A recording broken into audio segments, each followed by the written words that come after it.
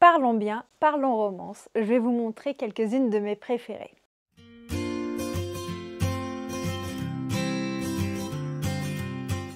Hello maître et érudit de la citadelle, c'est Johanna, je suis ravie de vous retrouver aujourd'hui pour une nouvelle vidéo qui sera pour vous présenter quelques-unes de mes romances préférées. Alors toutes mes romances préférées ne sont pas dans cette sélection parce que déjà on est sur un concept de vidéo assez court pour le mois de décembre et surtout je vous ai mis des romances tout au plus un peu sombres. Mais je n'ai mis aucune dark romance et vous le savez, moi j'aime quand même les romances assez dark et donc je me suis contentée de mettre des romances qui peuvent faire vraiment pour tout public, même s'il y en a une ou deux qui sont peut-être un petit peu moins tout public. Et on va commencer avec l'une de celles-ci. La première romance que j'aimerais conseiller, c'est Sinner Love de Clore Smith et Juliette Pierce. Alors on est quand même sur une thématique assez sombre, mais on n'est pas dans du dark, on est dans une romance avec une différence d'âge et on va y suivre Hazel qui a perdu sa mère dans des circonstances tragiques et qui vivait dans un contexte assez particulier. Je ne vous donne aucun détail. Suite à ça, Darrow va devenir son tuteur. Hazel, il faut savoir qu'elle a 16-17 ans au moment où les faits se passent. Et quand Darrow va venir son tuteur, il va pas trop savoir comment se comporter avec elle. Il ne se connaissait pas, il connaissait simplement sa mère d'avant parce qu'elle faisait partie de ses meilleures amies. Sauf que Hazel, elle va tout faire pour faire succomber Darrow. Et on est dans une romance vraiment avec un age gap important, mais aussi un contexte et des sujets qui sont, ma foi, assez difficiles et pourtant qui sont tellement prenants avec une émotion vraiment hyper intense. Clairement, ce livre ne peut pas laisser insensible. Il y a quelques trigger warnings.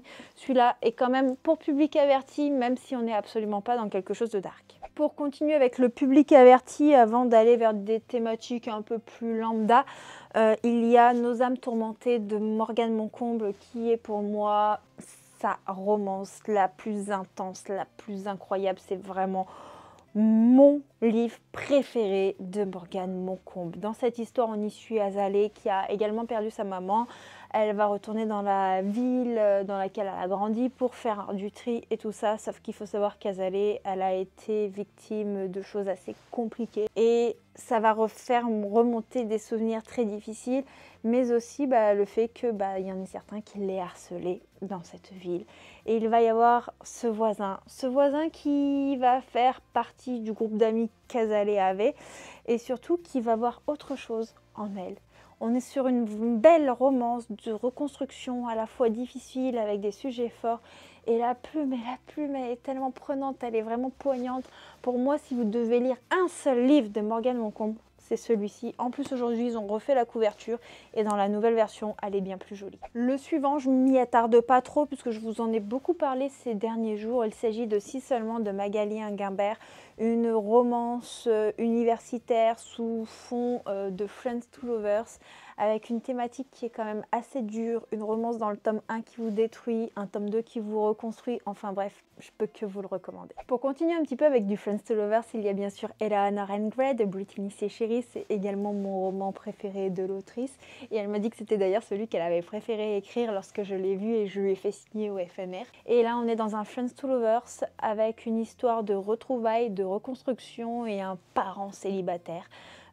C'est une histoire hyper touchante, tant sur le plan familial, amical, avec des thématiques assez fortes. J'ai pleuré, j'ai énormément pleuré et j'ai également énormément souri avec cette histoire. De Colleen Hoover, ça est une lecture assez récente. Il y a Reminders of Him que je trouve vraiment très très sympathique. On est avec une jeune femme qui s'appelle Kenna et en fait elle a eu un accident de voiture. Dans cet accident de voiture, l'homme qu'elle aimait a trépassé.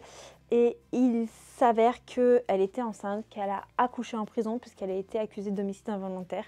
Et elle n'a jamais vu son enfant. C'est les parents de l'homme qu'elle aimait qui en ont la garde. Et en sortant de prison, elle va vouloir voir connaître sa fille, qu'elle n'a même pas pu prendre dans ses bras une seule fois. Sauf qu'elle ne s'attendait pas à aller dans le bar ou bosser le meilleur ami qu'elle n'avait encore jamais rencontré de son copain décédé.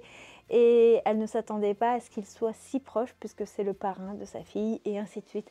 Et donc va y avoir pas mal de sujets à aborder. C'est beau, c'est triste, c'est mignon.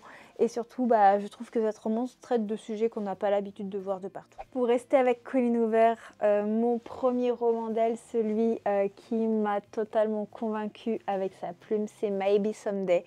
Une histoire qui va aborder le handicap suite à une tromperie liée entre son copain et sa meilleure amie. Notre héroïne va se retrouver à la rue. Sydney va être logée par Rich, qui s'avère être un voisin avec qui elle discutait de temps en temps à distance et qui est sourd. De ce fait, une histoire avec une romance colocation va avoir lieu. Et également une atmosphère musicale. Voilà, je vous en dis pas plus. C'est un des vieux romans de Colleen Hoover, mais clairement c'est celui qui m'a conquise et je pense que c'est celui que j'oublierai jamais, celui dont je ne me séparerai jamais du bouquin parce que je l'affectionne particulièrement et je l'ai déjà relu plusieurs fois. Pour le côté parents célibataires, il y a Stairway to Heaven de Delinda Dane, qui est mon roman préféré de Delinda d'ailleurs. Ce livre, mais je l'ai tellement aimé. On va y suivre Tristan, qui était un acteur, qui buvait beaucoup, qui faisait beaucoup la fête. Et un jour, il va ouvrir la porte de chez lui, il va y avoir un berceau avec un bébé et un post-it marqué Bria Rose est ta fille.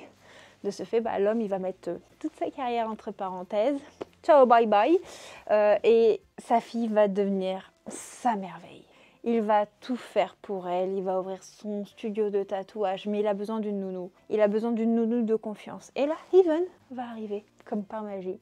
Mais lui, il est assez méfiant envers Heaven, et pourtant, Heaven va arriver à comprendre Bria Rose, et surtout, elle va peut-être trouver des petits tips pour casser la carapace de ce monsieur. Enfin bref, c'est une romance vraiment incroyable que je peux que vous conseiller. De toute façon, je peux vous conseiller toutes les romances que je vous présente puisque ce sont des romances que j'ai énormément aimées. La romance suivante, je vous en parle pas trop parce que je vous en ai parlé très souvent dernièrement. Il s'agit de Last Hope de Sophie Bell, publiée chez Nisha, etc., qui a été un très gros coup de cœur et qui est mon dernier gros coup de cœur de romance. Parce que j'ai eu des très bonnes romances, des petits coups de cœur en romance depuis, mais lui c'est vraiment un gros coup de cœur. Last Hope, on est dans une romance avec une histoire de retrouvailles amicales, une atmosphère found family, des assassins, des sujets forts liés à l'angoisse, on a de l'action, il y a quelques trigger warnings toutefois, mais franchement c'est juste une romance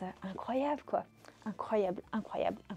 Et pour terminer cette vidéo, je vais vous présenter My Missing Piece de Acacia Black. Alors, je pense que si ça fait plus d'un an que vous êtes sur la chaîne, vous m'avez déjà entendu en parler de nombreuses fois.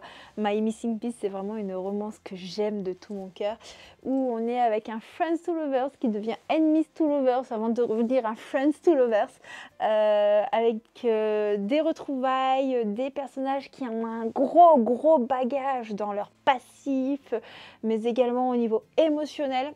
Un pacte rompu, un petit côté vengeance, il y a un petit côté suspense aussi. Bref, j'avais adoré. Je vous en refais pas un gros résumé parce que c'est pareil, c'est une romance avec laquelle je vous ai bassiné sur la chaîne et je pense que vous pouvez retrouver assez facilement via Instagram, TikTok, mais aussi YouTube, mes avis et lectures. Sur ce, n'hésitez pas vous en commentaire à me faire vos meilleures recommandations de romances. Je suis vraiment très curieuse de les connaître et moi je vous fais plein de gros bisous et on se retrouve dès demain pour une nouvelle vidéo. Ciao